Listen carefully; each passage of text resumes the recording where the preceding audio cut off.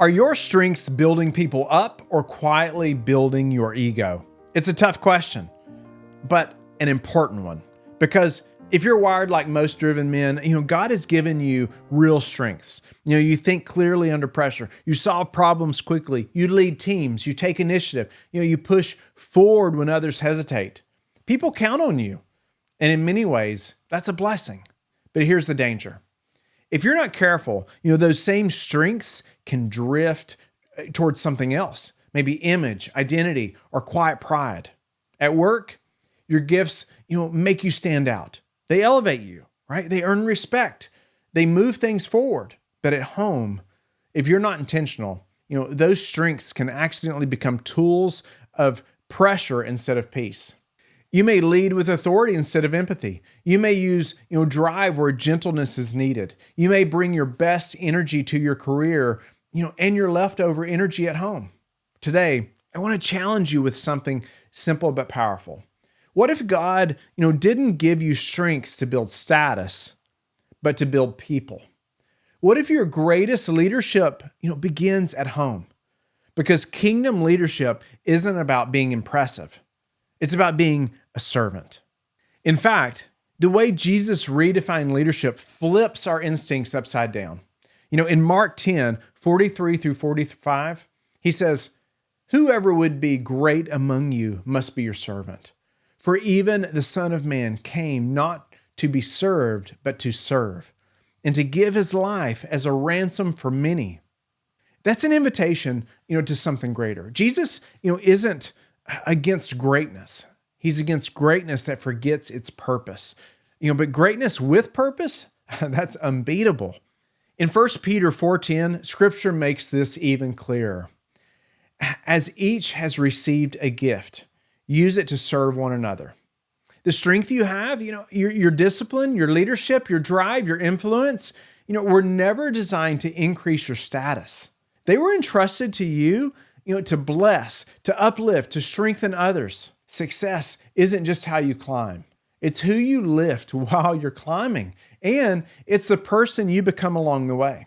Your wife, your children, your team, your community, they weren't meant to feel the weight of your strengths as pressure, but as support. You see, when a man, uses his strengths for status, several things begin to happen. His home becomes a place where people feel measured instead of embraced. His wife feels pressure to keep up instead of comfort in being supported. His kids begin to feel like, they need to perform rather than simply be loved. His leadership becomes something people endure rather than enjoy. It's not intentional. It's subtle, but it happens. On the other hand, when a man uses his strengths to serve, his home becomes peaceful. Not because life is easy, but because he carries the weight with others. His wife feels honored and lifted up. His children learn what true leadership looks like. His influence becomes a blessing, not a burden. The ripple effect is enormous because your strengths don't just shape your daily life, they shape your legacy.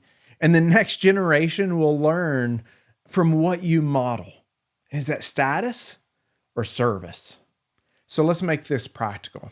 Here are 5 things you can do starting today. Number 1, recognize where your strength has drifted toward image. Every strength has a shadow side, right? Leadership can turn into control. Confidence can turn into pride, right? Discipline can turn into inflexibility, right? Drive can turn into impatience. Take a moment to reflect. Where do you feel the need to be the best, the strongest, the most capable? Where do you get irritated when others move slower than you?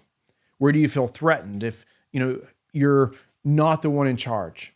These are clues, areas where strength may have shifted into status.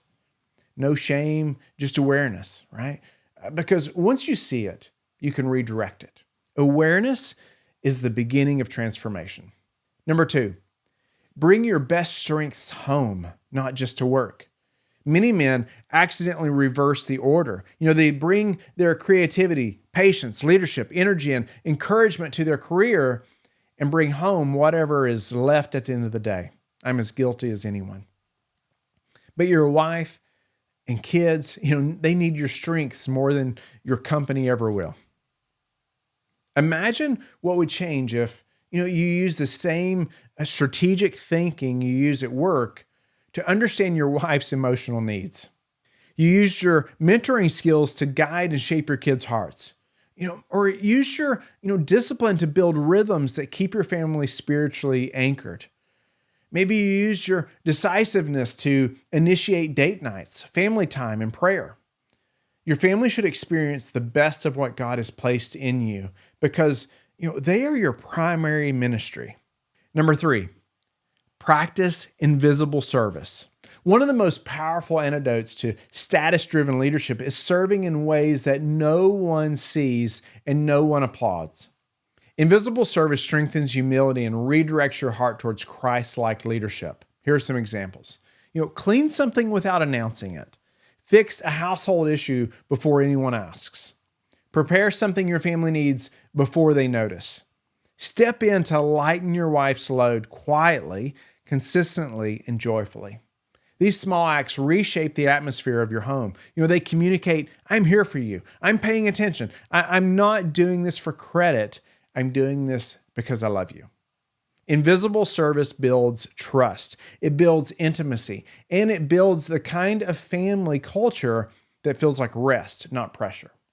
Number 4, use your influence to lift your family, not yourself. Strength is meant to elevate others, right? Here are some ways to do this at home. Speak encouragement publicly. Tell your kids what you love about their mom in front of them, right? Celebrate character, not achievements. Let your kids know you value who they are, not what they do. Give your wife space to pursue her dreams, right? Maybe her calling. If possible, arrange your schedule to help her pursue, dreams God has put in her heart. Lead by repenting quickly. Show your children that real strength is willing to apologize. When your strength lifts, the people around you, they begin to flourish. Number 5, build a rhythmic culture of service in your home. If service is a value, it needs to become a rhythm, something your family practices together. Here are some easy ways to get started. Serve a neighbor together once a month. Pick someone to bless as a family, an overwhelmed parent, a widow, a friend in a hard season. Build curiosity into your budget and let your kids help choose where it goes. Take on a service project together and talk about why it matters. A family that serves together becomes a family marked by humility, compassion, and purpose. Let me leave you with one simple challenge.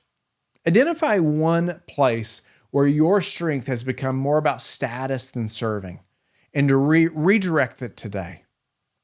Maybe, it's the tone you bring home after work. Maybe it's, your impatience. Maybe it's the need to be right.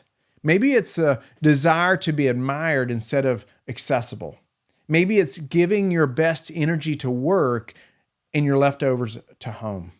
Choose one small act of service, not flashy, not impressive, not public, just faithful. Do something today that lifts your wife, strengthens your kids, or blesses someone God has placed in your path. Because true kingdom leadership isn't found in how, high you climb. It's found in how well you love the people God has trusted you to lead.